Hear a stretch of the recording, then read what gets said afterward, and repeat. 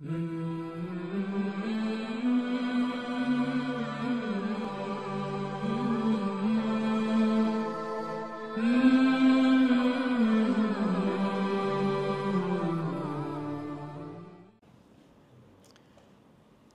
rahimakumullah, malam ini malam Ahad.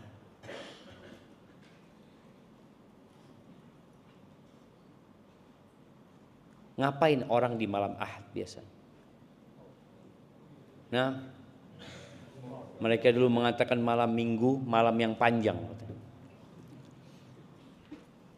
Kita melihat orang meninggalkan rumahnya, sibuk, imma mencari kenikmatan buat kedua matanya, imma buat perutnya. Karena mereka berpikir sudah bekerja dari sejak hari Senin sampai hari Jumat atau sampai hari Sabtu. Mereka berpikir bahwa malam Ahad itu malam untuk bersenang-senang. Jamaah rahimakumullah, sebagian manusia itu tidak tahu kenapa dia diciptakan. Makanya seorang pegawai yang tidak tahu kenapa dia diterima kerja dan dia juga tidak tahu apa pekerjaan yang harus dia lakukan, maka dia bingung. Dia hanya hadir. Mungkin dia fingerprint, kemudian dia duduk,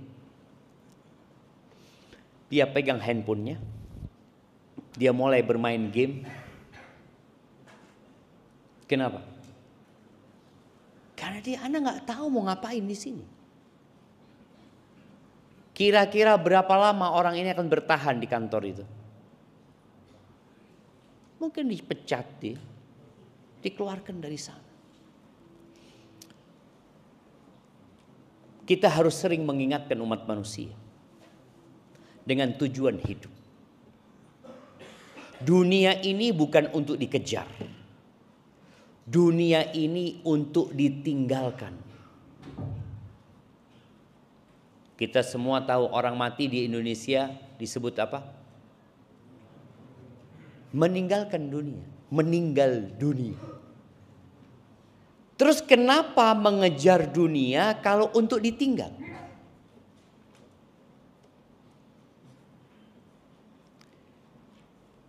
Masalahnya dunia ini indah.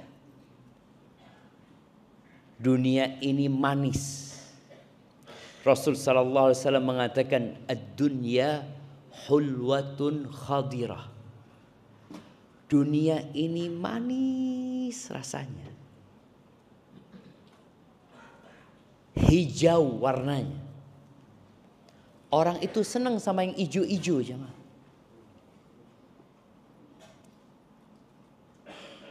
Wa innallaha mustakhlifukum fiha fayanzur kaifa ta'malun.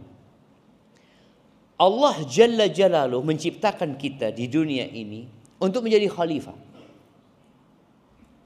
Khalifah itu artinya generasi yang akan digantikan oleh generasi selanjutnya.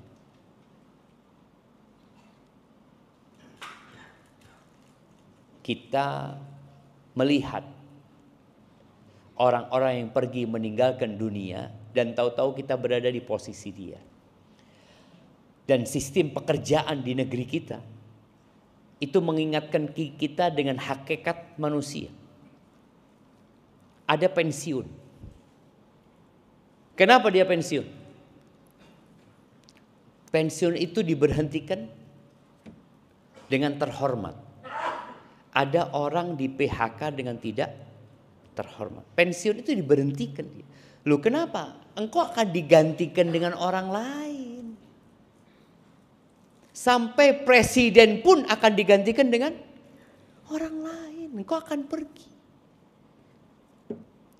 Siapa presiden pertama kita? Soekarno. Kemana dia sekarang? Belanja di Pakon City? Mungkin dia punya apartemen di sini. Mungkin dia punya istana di sini. Gak ada. Pergi dia. Gantinya Soeharto. Ana mau tanya sama yang muda-muda ini. Oh, antum. Berapa tahun Soeharto jadi presiden? Berapa tahun? Yang muda-muda, nah yang tua ana nggak mau tanya. Yang tua tahulah. Yang muda antum masih merasa muda, janganlah. Ana itu yang muda. Iya antum. Ini masih muda sekali ini. Antum tahu sama Pak Harto? Oh nggak tahu, masya Allah. Dia nggak tahu sama Pak Harto, nggak tahu dia jemaah. Mau ditanya berapa tahun nggak tahu dia. Kenal sama Pak Harto? Enggak juga. Nah, ini kenal sama Soeharto. Tahu berapa tahun jadi presiden dia? 30? 32 tahun. Tahun dari mana? Dapat bisikan dari mana? Kasih hadiahnya buat beliau. Bayangin jamaah, sekelas Soeharto yang pernah menjadi presiden selama 32 tahun, nggak dikenal sama anak-anak ini. Nggak perlu mereka mengenal memang. Sudah mati. Sudah pergi meninggalkan dunia. Dulu ada sebuah lokasi yang selalu dikenang oleh masyarakat. Cendana. Keluarga Cemara. Mana? Kok jadi keluarga Cemara jemaah? Cendana. Iya, Cendana kan betul kan? Cendana katanya. Selesai sudah hilang. Hilang mereka. Pergi, diganti. Soeharto diganti oleh B.J. Habibie. Habibie dulu lah, sampai lupa dia. Sampai lupa. Habibie. Betul? Salah. Tapi antum salah pun nggak apa-apa gitu loh. Habibie itu punya mobil di garasinya. Kalau nggak salah Mercy, kuno. Yang pemiliknya hanya beberapa di dunia ini. Harganya 64 M. Ditinggal sama Habibie. Bayangin jamaah. Ditinggal. Sekelas Habibie yang cerdas, yang pinter, yang bisa bikin pesawat. Mati pun mobilnya gak dibawa. Pesawatnya pun gak dibawa jamaah. Diganti oleh Abdurrahman Wahid. Berapa lama jadi presiden? 3 tahun. Diganti oleh Ibu Megawati. Ganti, terus berganti. Itulah kehidupan dunia. Tapi yang jadi masalah ada orang yang mengejar sesuatu yang akan ditinggalkan. Waras enggak? Ada orang ngejar layangan, tahu waktu dulu? Layangan putus, rebutan oleh layangan. Habis itu ditinggal. Kira-kira kata sohibnya, loh, belayu-belayu sampai kesel, terus ditinggal. Yo iku kok ya tinggal be aku yo. Sampai yang meninggal pun bingung. Makanya sebagian orang yang meninggal itu apa yang dia katakan? Qala rabbirji'un. Ya Allah balikin aku ke dunia ya Allah. Ternyata ada sesuatu yang harus dia bawa, dia nggak bawa. Dia tinggal. Ketika Allah mengatakan wa anfiqu mimma razaqnakum.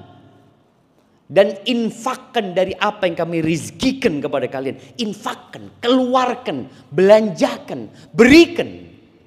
Min qabli an ya'tiya ahadakumul maut. Sebelum kalian meninggalkan dunia ini. Fayaqula rabbi. Lalu dia mengatakan, Rabbi, wahai Tuhanku. Fayaqula rabbi laula akhartani ila ajalin qarib. Kalau engkau tunda umurku sedikit saja, sedikit. Dekat aja 5 menit. Apa yang akan dia lakukan? Fa'asaddaq.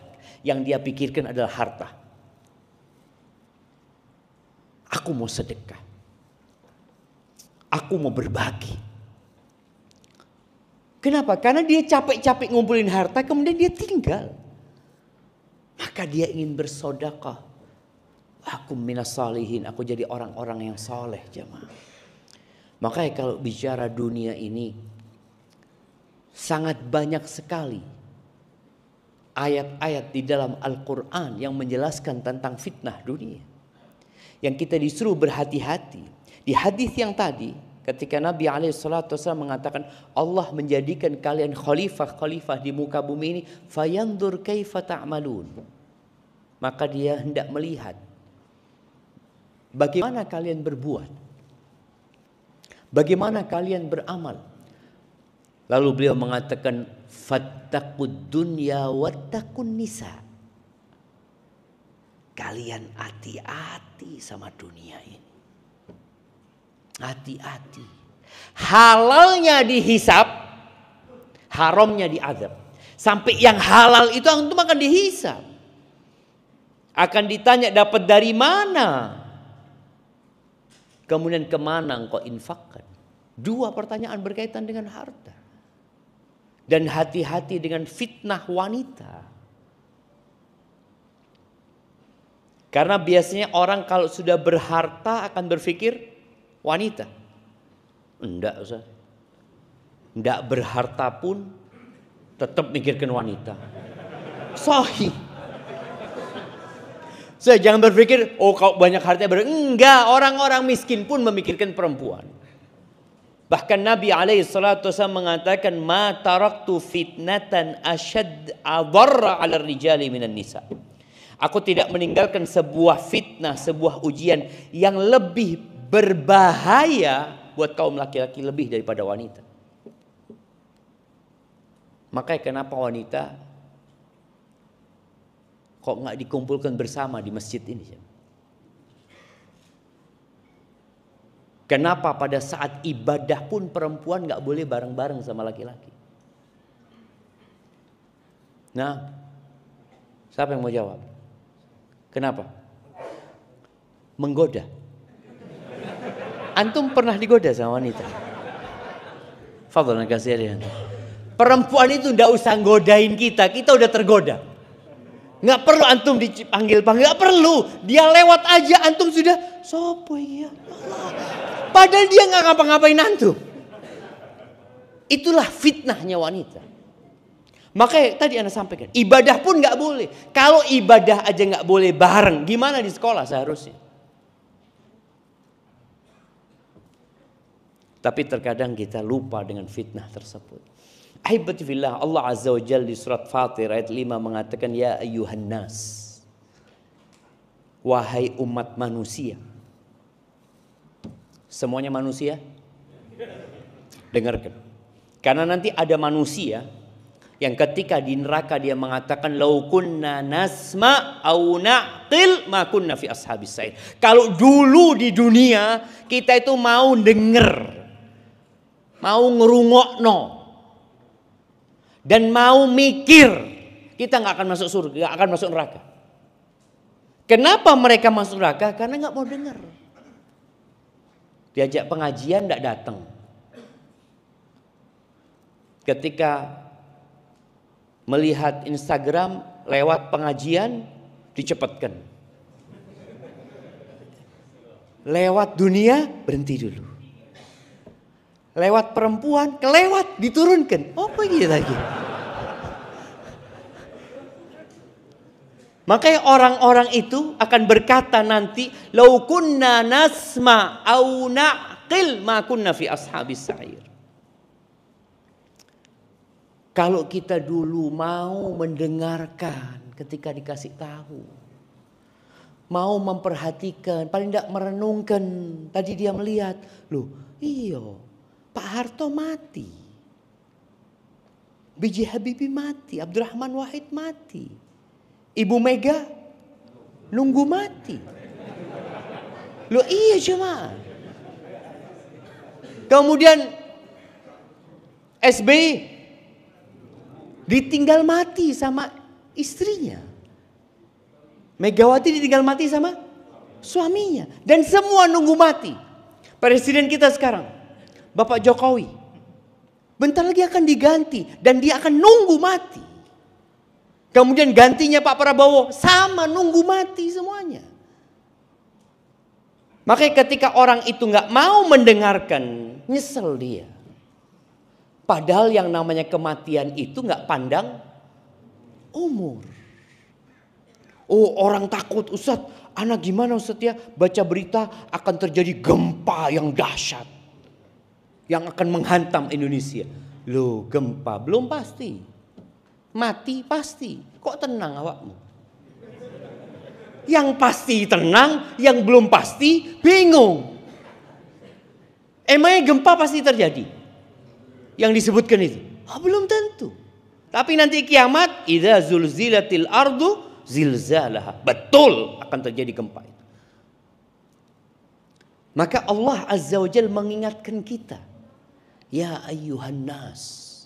Wahai manusia. Maka yang bukan manusia nggak usah ngerungokno. Yang cecok nggak usah dengar. Karena ini panggilan buat manusia. Ada kucing mungkin apa? Nggak usah ngerungokno. Ini tidak ada gunanya buat engkau. Ini buat manusia. Inna wa'dallahi haq. Sesungguhnya janji Allah itu pasti benar. Ada surga, ada neraka. Kehidupan ini akan berakhir. Benar janji Allah itu. Fala taghurrannakumul hayatud dunya. Kata Allah Azza wa Jal, kalian jangan tertipu dengan kehidupan dunia. Nipu loh dunia ini jemaah. Antum benar-benar tertipu. Makan enak. Enak Ustaz. Isu masuk rumah sakit. Loh, jadi enak panganan nih. Iya Ustaz, lara weteng. Itu dunia. Kenyamanannya berbalut dengan penyakit. Kesantaiannya berbalut dengan penyesalan.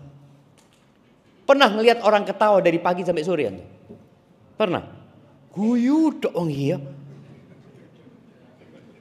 Ada jemaah? Tidak ada. Lek guyu tok dibawa sama keluarganya. Ayo nanti rumah sakit jiwa. Seharusnya ini ada waktu diem dia, waktu nangis. Tapi kalau guyu tok bahaya. Mungkin syaraf nangisnya mati. Jangan, itu kehidupan dunia. Yang kecil nunggu besar. Tapi banyak yang mati sebelum besar. Yang sehat nunggu sakit. Kenapa lab itu laris? Dan yang check up di lab itu orang kaya orang miskin? Kenapa orang miskin tidak cek? Wayane mati-mati wes Ustaz. Cuma orang kaya ini semakin takut check up apa lagi.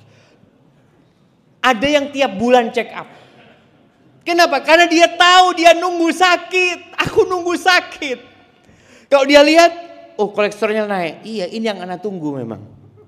Terus ya sudah minum obat. Bulan depan cek lagi. Cek lagi. Alhamdulillah sehat. Mati tapi. Jangan tertipu dengan kehidupan dunia. Dulu ada permainan. Namanya monopoli. Tahu kan? Yang anak-anak mungkin nggak tahu ya. Itu permainan dunia. Orang nanti berhenti di hotel ya. Dibeli hotelnya. Tak tuku hotelnya. Nanti lewat PDAM.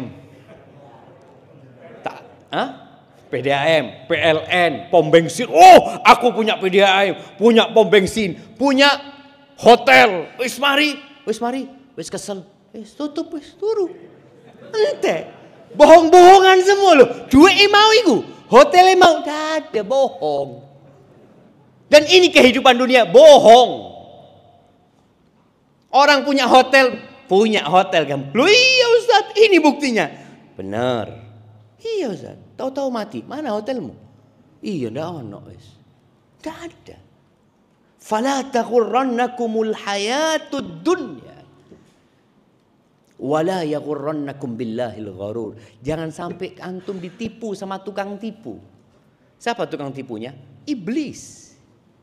Iblis itu tukang tipu handal jemaah. Iblis itu sekolah di mana? Iblis itu Sampai hari ini tidak mati. Bayangin ya, dia berhasil godain Nabi Adam. Nipu Nabi Adam. Siapa yang tahu ucapan iblis kepada Nabi Adam?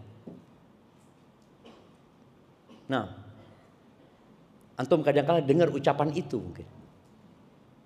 Lah Nabi Adam aja kena tipu. Apalagi antum. Iya, apa Ustaz? Makanya suruh baca a'udzubillahi minasyaitonirrajim. Nah.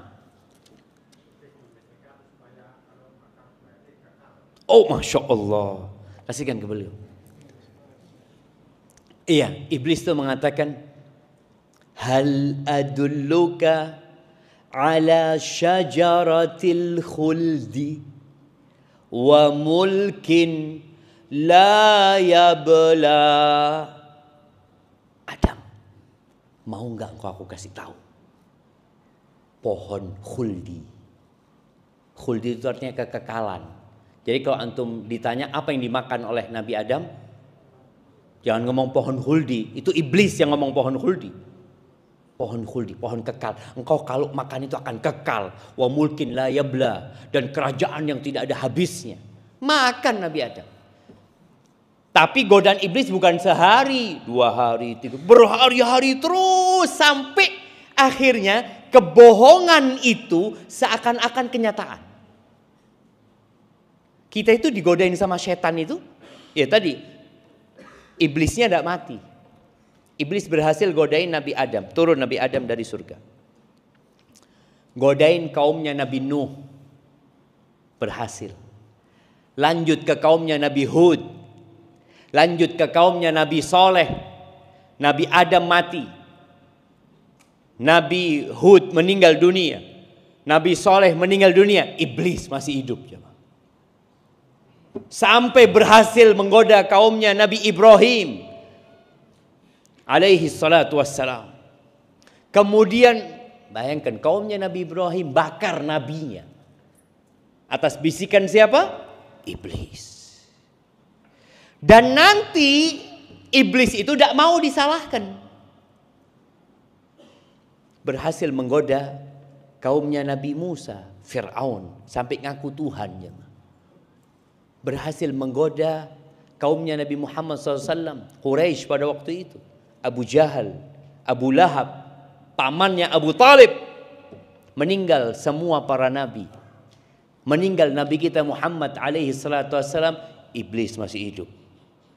Bagaimana pengalaman dia menggoda manusia? Jangan ditanya. Profesor itu cuma berapa tahun jemaah? Profesor itu berapa tahun? 60 tahun jadi profesor. Ini iblis ribuan, mungkin puluhan ribu tahun. Sangat ahli sekali. Dan dia nanti ketika di neraka dia ngomong, fala talumuni, ojo disalahno aku. Walumu anfusakum. Kalian jangan nyela aku, celalah diri kalian katanya. Aku itu nggak punya kekuatan apa-apa. Wa makana li alaikum min sultan. Aku nggak punya kekuasaan bisa menyesatkan kalian. Tidak. Terus apa yang dilakukan iblis? Illa an da'autukum fastajabtum li. Aku cuma bisi-bisi, aku cuma manggil. Kamu yang melo. Awamu sing melo itu aku. Aku cuma ngene-ngene. Awamu melo. Iblis, fala talumuni, ojo disalahno. Betul loh. Iblis itu tidak bisa memaksa antum makan haram, tidak bisa.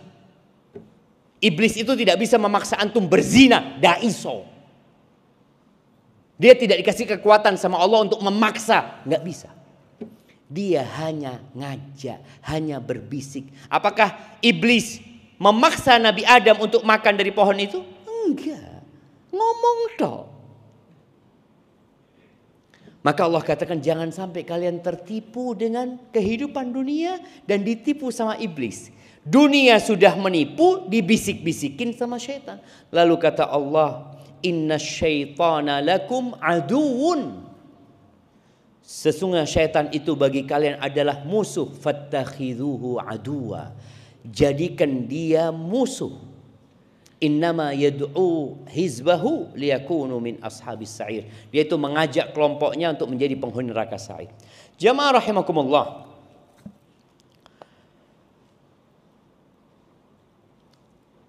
sebelum tidur ya,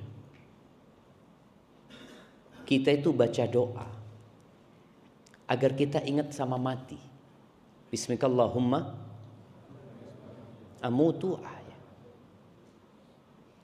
Ketika bangun dari tidur. Nah, apa doanya bangun tidur? Pernah bangun tidur? Iya. Apa doanya bangun tidur? Yang keras. Yang keras. Alhamdulillah alladzi ahyana ba'dama amatana wa ilaihin nusyur. Artinya apa? Tetangganya artinya. Nah. Fadhal. Masya Allah, barakallahu fikum.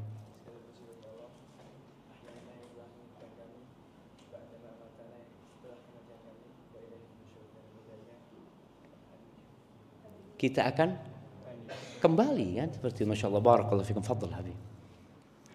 Nah, kita diingatkan jemaah, mau tidur dielingno mati, bahwa dunia akan kita tinggalkan. Bangun tidur kita mau beraktivitas, ingat sama Allah. Allah yang menghidupkan dan mematikan kita, dan kita akan kembali kepada Allah Azza wa Jalla. Rasulullah sallallahu alaihi wasallam tidak melarang sahabatnya untuk berdagang. Enggak. Fadhol mau cari dunia, fadhol. Tapi jangan sampai ambisinya dunia, karena engkau akan meninggalkan dunia. Ketika sholat Jumat, apa kata Allah? Ya ayyuhalladzina amanu idza nudiya lis-salati min yaumil jumu'ah fas'au ila dzikrillah wa dzarul bai'. Wahai orang-orang beriman, apabila dikumandangkan panggilan ya untuk sholat Jumat itu, segera kalian menuju zikrullah, tinggalkan perdagangan. Tinggalkan. Saat itu tinggalkan. Itu lebih baik buat kalian kalau kalian mengerti. Fa idza qudiyatis shalah, kalau sudah selesai salat, fantashiru fil ardi wabtaghu min fadlillah wadhkurullaha katsiran la'allakum tuflihun. Selesai salat, silahkan bertebaran di muka bumi ini. Cari dari karunia Allah Azza wa Jalla. Carilah. Ada perintah kita untuk mencari dunia, mencari karunia Allah Azza wa Jalla. Untuk apa? Untuk dibawa ke akhirat. Karena dunia ini jembatan menuju akhirat. Kalian cari. Bukan habis sholat duduk di masjid tok ya. Jangan berpikir Islam itu wis akhirat tok lungguh di masjid. Habis sholat subuh duduk di masjid sampai zuhur. Habis zuhur sampai asar. Habis asar sampai maghrib. Oh ternyata marbotnya masjid. Ya wajar baca di masjid kerja nih. Tetap marbot itu digaji apa enggak? Digaji. Dapat fulus. Karena kehidupan dunia ini butuh ongkos, butuh biaya. Kita disuruh selesai sholat silahkan bertebaran di muka bumi. Cari karunia Allah Azza wa Jalla. Tapi kata Allah, wadhkurullaha katsiran. Di sini nih pesannya. Kalian ketika mencari karunia Allah, ingatlah sama Allah. Kalian tidak dilarang untuk bekerja mencari dunia, tapi kalian dilarang berbuat dosa. Dan ketika kalian sudah mendapatkan karunia Allah, jangan sampai karunia Allah itu menjadi sarana berbuat dosa. Itu poinnya. Makanya seorang muslim itu ketika diingatkan dengan hakikat kehidupan dunia, agar ambisi dia bukan dunia, ambisinya akhirat. Tapi kerja dia. Makanya ketika seorang ingat Allah selalu, insya Allah dia akan selamat. Ketika mau berbuat sesuatu ingat sama Allah. Oh ini tidak boleh. Ini haram. Kita berada di masa yang kata Nabi SAW, sayati 'alan nasi zamanun, akan datang satu masa kepada manusia, la yubali min aina iktasabahu. Orang enggak peduli. Dapat uang dari mana udah enggak peduli. Amin halalin, amin haram. Enggak peduli halal haram. Yang penting dapat fulus. Dan kita seakan-akan sudah berada di masa itu. Ahibati fillah. Jabir bin Abdullah radhiyallahu anhu. Ana izin minum dulu jemaah ya. Insyaallah. Bismillah.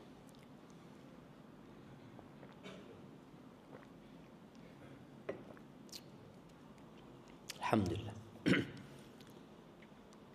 Menceritakan bahwa Rasul sallallahu alaihi wasallam pernah lewat pasar. Waktu itu datang dari Aliyah. Aliyah Madinah itu daerah yang tinggi ya, daerah Kuba sana. Beliau pulang dari sana menuju ke Masjid Nabawi, menuju ke rumah beliau sallallahu alaihi wasallam. Dan para sahabat itu mengikuti Nabi sallallahu alaihi wasallam. Kanan kiri ya. Ketika lewat pasar, ketika masuk pasar, beliau ngelihat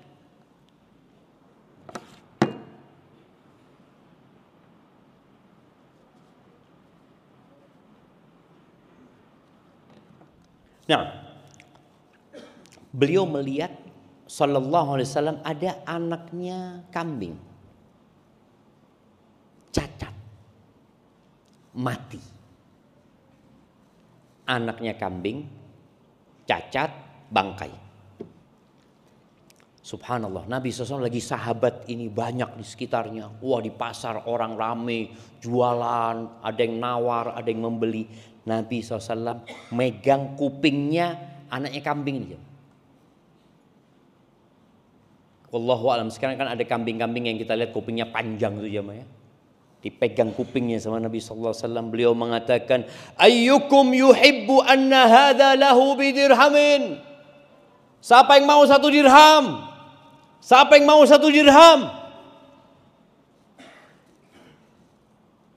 Para sahabat, orang-orang pasar kan pada dengar suara Nabi sallallahu alaihi wasallam ya. Sahabat langsung semuanya fokus. Konsentrasi melihat Nabi lagi jualan apa ini? Nabi nawarkan bangkai. Siapa yang ingin ini jadi miliknya dengan 1 dirham?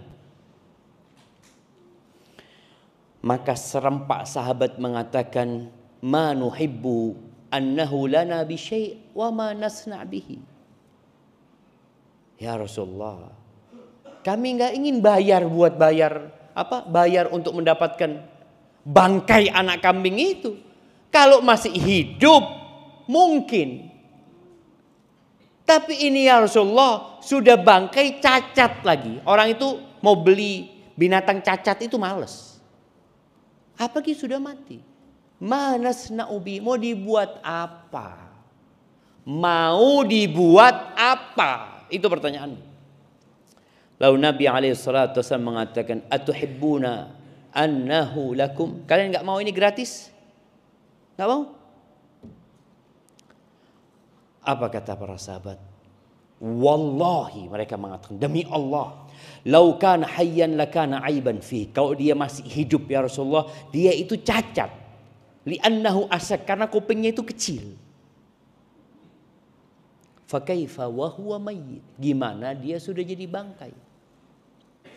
Lalu Nabi alaihissalatu wasallam mengatakan kepada para sahabatnya, wallahi, demi Allah, lad dunya ahwanu 'ala Allahi min hadza 'alaikum. Dunia itu lebih hina di sisi Allah daripada ini di hadapan kalian. Artinya dunia itu seperti bangkai tadi jemaah. Yang manusia mengejar dari pagi sampai sore. Dari sore sampai malam, malam sampai pagi. Ana pernah ke sebuah perusahaan. Perusahaan itu pabrik bekerja 24 jam. Ana heran. Kenapa kok 24 jam? Kok nggak cukup 8 jam kerja? Apa kata dia? Sayang Ustaz. Investnya sudah besar dikeluarkan di sini. Tapi bisa nggak antum 8 jam? Yuk bisa-bisa aja karena tergantung kita. Kita kan ownernya. Tapi orang berpikir mencari dunia tadi 24 jam. Boleh tidak? Boleh-boleh aja. Asalkan buat bekal akhiratmu. Rasulullah SAW pernah memegang kedua pundak Abdullah bin Umar bin Khattab. Dipegang kedua pundaknya. Lalu mengatakan kepada Abdullah, kun fid dunya ka'annaka gharib aw 'abiru sabil. Abdullah sambil dipegang ya. Antum kalau melihat kedua orang dipegang kedua pundaknya mau dikasih nasihat, jadilah engkau hidup di dunia seperti orang asing, perantau. Perantau itu niatnya apa? Niatnya kalau sudah sukses pulang kampung. Rata-rata seperti itu. Jadi engkau seperti orang asing yang sedang lewat sebuah kota, berbisnis di sana, berdagang di sana, tapi pikirannya kemana? Kampung. Baik, ketika dia dapat keuntungan, dapat apa? Apa yang dia lakukan? Transfer. Contoh teman-teman kita yang merantau ke Malaysia. Pernahkah dia berpikir untuk punya rumah di Malaysia? Enggak. Kenapa? Buat apa Ustaz? Anak nggak mau tinggal di sini Ustaz. Anak cuma sebentar di sini. Anak kontrak di sini Ustaz. Berapa lama kontrak? 2 tahun. Ya kalau diperpanjang jadi 4 tahun. Ya kalau diperpanjang. Dia selalu berpikir akan ada masa diputusnya kontrak. Maka dia tidak pernah berpikir untuk punya rumah di sana. Itu gharib. Perantau yang memang terikat dengan kontrak, dia akan kembali. Tapi ada perantau yang berfoya-foya di tempat perantauan. Apa yang terjadi? Ketika masa kontraknya habis, pulang kampung, gak punya apa-apa. Beda sama perantau yang setiap dapat gaji, dia transfer. Beli tanah, beli rumah, punya toko, punya sawah, punya usaha, pulang tenang dia. Nabi SAW menyebutkan di dunia ini kita seperti perantau tadi. Kun fid dunya ka'annaka gharib. Seperti orang asing tadi yang bukan penduduk sana, yang dia akan meninggalkan tempat itu dan pasti kita meninggalkan dunia ini. Seperti tadi, seorang pegawai kontrak di tempat perantauan, dia akan meninggalkan tempat perantauan tersebut. Maka dikirim terus fulusnya. Au abiru sabil. Atau yang lebih baik itu seperti orang yang transit. Ada orang transit, mamanya antum dari Mekah transit di Dubai, dikasih visa 3 kali 24 jam, 3 hari. Kira-kira antum di sana beli rumah? Beli api-api di Dubai Ustaz, Masya Allah. Melihat mobil-mobil bagus-bagus, Masya Allah, anak mau beli. Loh, antum berapa hari sini? 3 dino. Loh, masa tunggu mobil? Ya iku ya.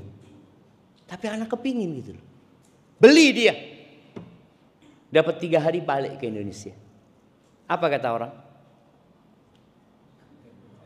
Hah? Au abiru sabil. Dan betul jamaah, yang lebih utama kalau kita bisa hidup di dunia, kalau orang asing tadi kadang-kala kerasan dia di sana jamaah. Kadang-kala betah, enggak kepingin pulang.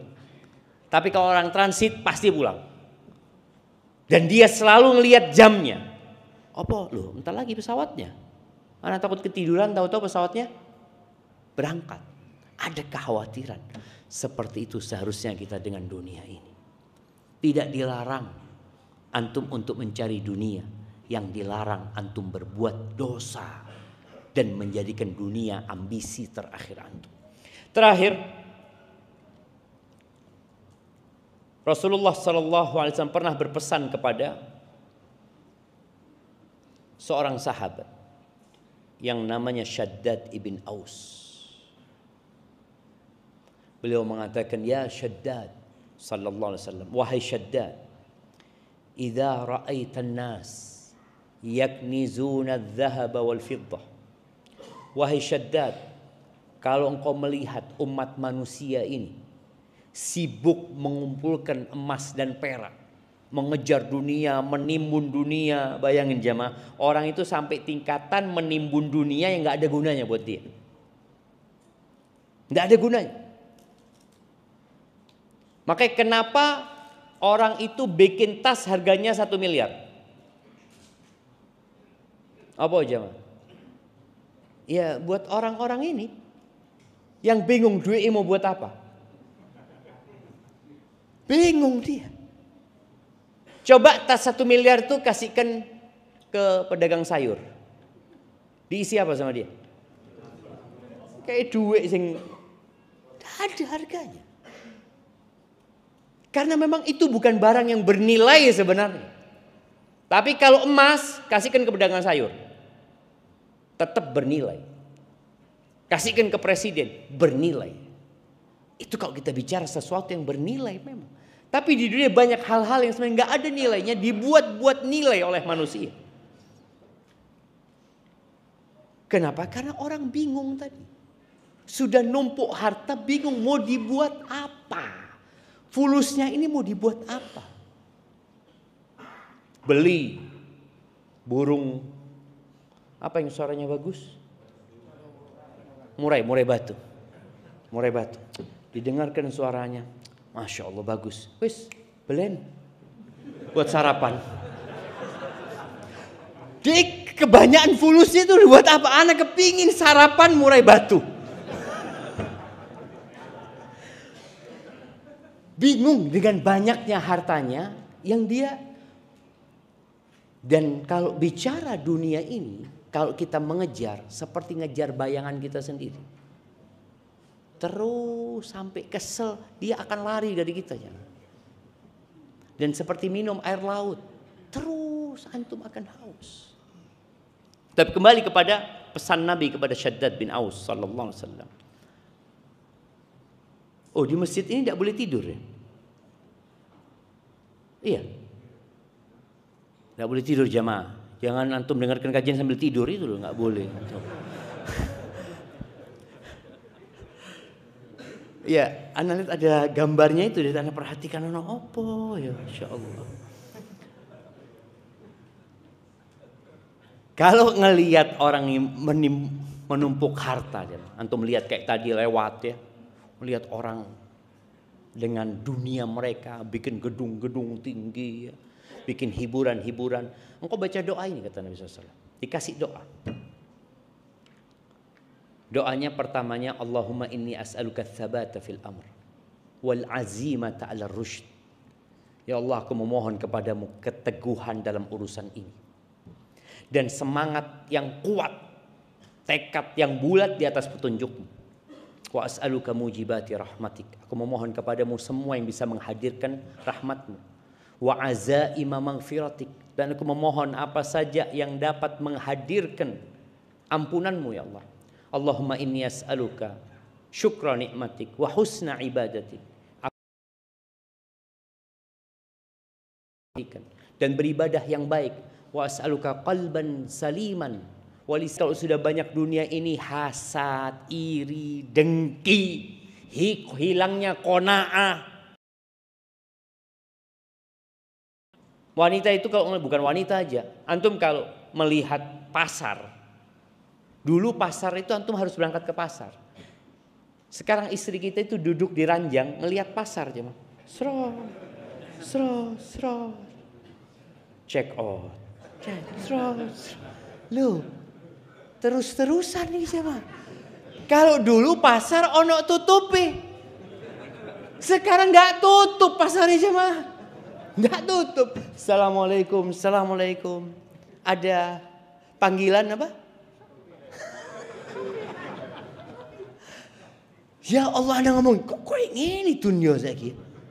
Bener loh, pasar itu tidak tutup. Tidak ada tutup. Makanya doa itu harus sering-sering kita baca. Karena orang sudah sibuk mencari dunia. Karena murah dia beli, bukan karena butuh. Antum bisa lihat sekarang. Kiriman lagi loh.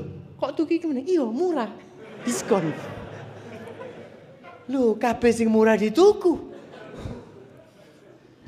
Ada teman dulu di Medina, belum ada kayak sekarang ya, Dia seorang pegawai Waktu kita ada urusan di kantor dia ngomong, ana lagi ribut sama istri ana. Istri ana baru beli sepatu. Tumpuan di rumah banyak. Dia baru gajian, dia beli sepatu mungkin 20 pasang.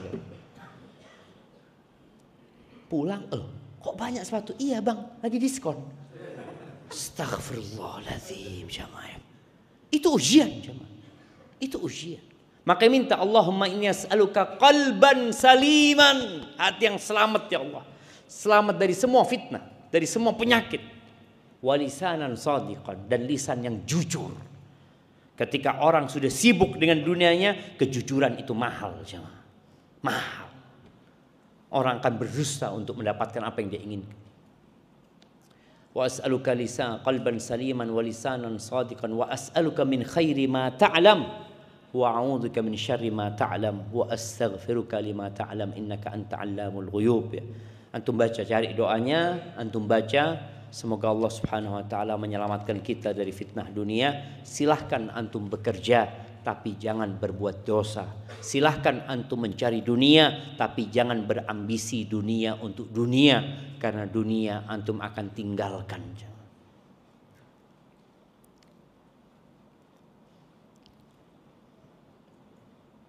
Mengambil foto ustadz pada saat khutbah apa boleh? Khutbah apa? Kalau khutbah Jumat nggak boleh. Kalau lagi kajian seperti ini, ya tak elok lah. Tapi tidak membatalkan pahala dia gitu. Tapi kalau khutbah Jumat bisa kehilangan pahala khutbah Jumat kita. Fokus dengarkan khotibnya. Ustaz, saya setiap hari sholat di masjid organisasi NU dengan kunut subuh. Tapi saya tidak melakukan kunut karena penjelasan dari salah seorang ustadz. Saya hanya diam dan mengatakan Rabbana walakal hamd. Apakah selama saya sholat subuh tersebut tidak sah atau berdosa? Karena saya pernah mendengar Ustaz Syafiq mengatakan bahwa kita harus mengikuti imam kunut. Naam jemaah. Hukum asalnya makmum itu wajib mengikuti imam. Dan kalau bicara tentang kunut subuh itu, memang Al-Imam Syafi'i rahimahullahu ta'ala mensyariatkan kunut. Dan hadisnya ada. Yang menyebabkan Imam Syafi'i, madhab Syafi'i, dan kalau saya Maliki juga berpendapat bahwasanya kunut subuh itu adalah satu hal yang disyariatkan setiap sholat subuh, karena memang ada hadisnya. Hadisnya hadis Anas bin Malik radhiyallahu anhu yang mengatakan qanata Rasulullah sallallahu alaihi wasallam syahran thumma tara. Nabi alaihi salatu wasallam pernah kunut selama 1 bulan. Kemudian beliau meninggalkan. Illal fajr falam yazal yaqnut hatta faraqad dunya. Kecuali salat subuh, beliau tetap kunut subuh sampai meninggal dunia. Kalau saya hadis ini riwayatkan Imam Ahmad. Berdasarkan hadis inilah kemudian para ulama menyimpulkan bahwasanya kita harus kunut ketika salat subuh. Tapi di hadis lainnya mengatakan Nabi berhenti. Nggak kunut kecuali kunut nazilah. Makanya di masanya Abu Bakar nggak kunut. Umar juga nggak kunut. Maka terjadilah khilaf di antara para ulama. Bahkan ada athar ya. Ada penjelasan-penjelasan yang mengatakan Abu Bakar kunut, Umar kunut. Jadi masalah ini masalah yang ada ruang untuk berbeda pendapat. Maka kita harus berlapang dada. Dan ketika antum bermakmum, ana lebih mengikuti pendapat ikutin imamnya. Karena imamnya melakukan kunut karena ada landasan, walaupun landasan itu didhaifkan oleh imam yang lainnya. Seperti itu. Tapi kalau antum nggak mau ya nggak apa-apa, nggak bisa dipaksakan juga jemaah. Hadza wallahu a'lam bissawab. Assalamualaikum Ustaz. Apakah harta waris mutlak tidak boleh diberikan kepada anak yang belum baligh? Kapan waktu yang tepat diberikan harta warisnya Ustaz? Bagaimana jika ada keperluan mendesak, kondisi anak tersebut miskin, kekurangan, atau untuk keperluan sekolah, hari apa boleh diberikan Ustaz? Begini, jadi tidak boleh diberikan maksudnya itu tidak boleh diserahkan uang itu. Mamanya anak yatim ini punya warisan 100 juta. Nggak boleh dikasih 100 juta itu. Tapi untuk biaya hidupnya, maka dari uang itu diberikan untuk sekolahnya, untuk apa. Tapi tidak dikasihkan uang itu jamaah. Kapan uang itu diserahkan? Bukan hanya baligh, tapi rusyd. Karena ada anak baligh tapi nggak ngerti cara menggunakan uang. Mamanya kalau baligh sekarang umur berapa? Nah, antum udah baligh?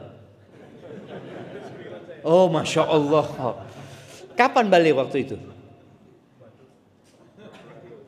Udah lupa. Baik, kita lihat anak SMA rata-rata sudah baligh, anak SMP rata-rata sudah baligh. Tapi coba kasih warisan 100 juta sama dia.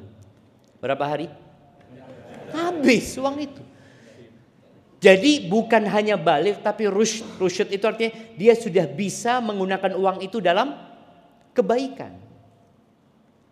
Cuma untuk biaya hidupnya ya dikasih, untuk sekolahnya kalau katakan keperluan itu. Jadi maksudnya tidak wala tu'tus sufaha amwalakum allati di surat An-Nisa, ya Allah jelaskan itu jangan dikasihkan orang-orang bodoh itu, jangan dikasih duitnya. Tapi kasihlah kebutuhan dia. Dia butuh sesuatu dikasih, butuh hidup fadl, butuh sepeda motor memang untuk sekolah kasih, tapi jangan dikasihkan uang warisannya. Ada anak dikasih uang warisan 1 M jemaah. Tidak sampai setahun habis. Kenapa? Tadi karena dia belum tidak jangkep akal saja. Hadza wallahu a'lam bissawab.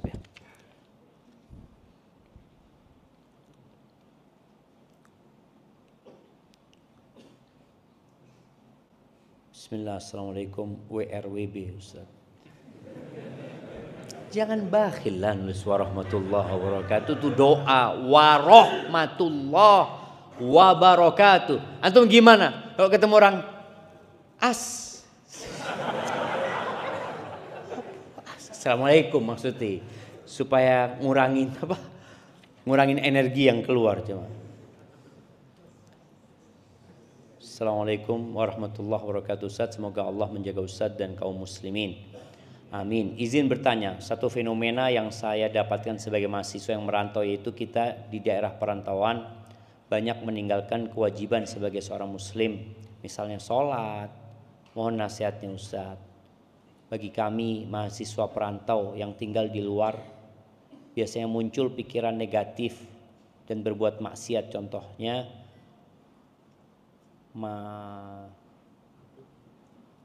nasihatnya juga, apa masukannya juga supaya kami mahasiswa perantau bisa istiqomah.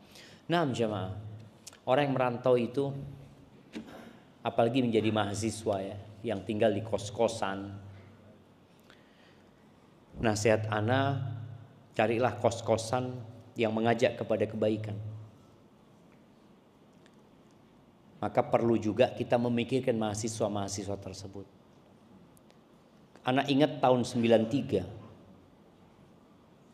di salah satu koran terkenal Indonesia itu disebutkan bahwasanya mahasiswa itu, nggak tahu itu penelitian di mana, kalau nggak salah 97% sudah nggak perawan lagi mahasiswinya, dan yang mahasiswanya juga sudah nggak perjaka lagi. Itu tahun 93. Kalau sekarang bukan mahasiswa, anak SMA, SMP, na'udzubillah, dengan pergaulan bebas itu. Mahasiswa dianggap sudah dewasa sama orang tua, dianggap sudah bisa jaga diri. Tapi tetap itu anak-anak yang perlu bimbingan. Maka hendaklah engkau memilih kos-kosan yang nggak campur laki perempuan. Kemudian kos-kosan yang kalau ada musolanya, ada musolanya. Kos-kosan yang orang-orangnya pada sholat. Soalnya kalau tidak, ya namanya nggak ada yang mengingatkan. Kita ini sama orang tua dibangunkan aja kadang-kadang nggak bangun. Ana bangunkan anak-anak sholat itu kadangkala bolak-balik. Sebelum subuh ana bangunin, ana sholat qobliyah subuh, ana bangun lagi setelah itu tidur. Gimana kalau dia di kos-kosan kira-kira itu? Siapa yang bangunkan dia? Makanya dulu ada seorang ibu, masya Allah, seorang wanita, dia cerita anaknya ngekos di Bandung kalau nggak salah ya.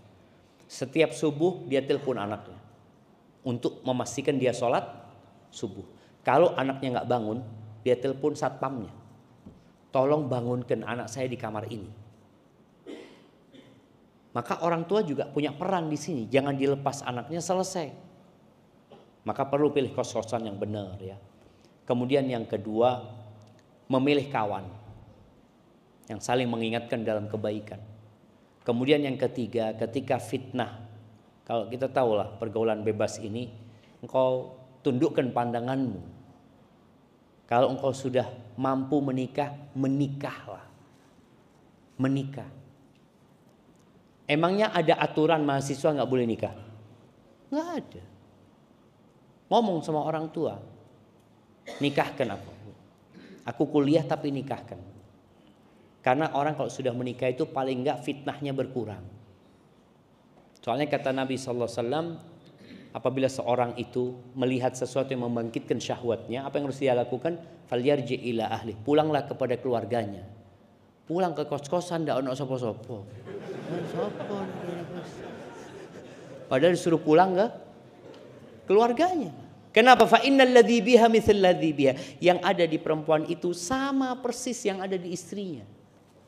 Kalau nggak mampu, perbanyak puasa sunnah. Ya apa mau puasa sunnah Ustaz? Sembayangi bolong-bolong, puasa. Ya tadi, cari lingkungan yang baik dan banyak berzikir. Karena zikir ini termasuk yang membentengi kita dari bisikan-bisikan berbuat dosa. Jemaah, itu mungkin dapat Anda sampaikan.